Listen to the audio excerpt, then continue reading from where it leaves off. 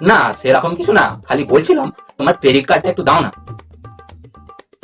বন্ধুদের সাথে শপিং যাওয়ার নাম করে বাবার ক্রেডিট কার্ড দিয়ে গার্লফ্রেন্ডকে 50,000 টাকা শপিং করিয়ে দিল ছেলে। ক্রেডিট কার্ড কি হবে? উফ বাপি, বললাম তো শপিং করতে যাব। আমার টেবিলের ড্রয়ারে 2,000 টাকা রাখা আছে, ওটা নিয়ে যা শপিং করতে। 2000-এ আজকাল কি হবে, এক সেট প্যান্ট জামা কিনেই টাকা সব শেষ হয়ে যাবে। জুতো তো দূরের কথা, প্যান্টের তলায় পরার জাঙ্গিয়াটাও হবে না। তা কত লাগবে? কম করে হলো 7,000 টাকা। ও 7,000? হ্যাঁ, এই, এই, এই, কি হলো বাপি, ওরকম করে হেঁচ কি তুলছো কেন? ওরে হতভাগা, তুই চুপ কর।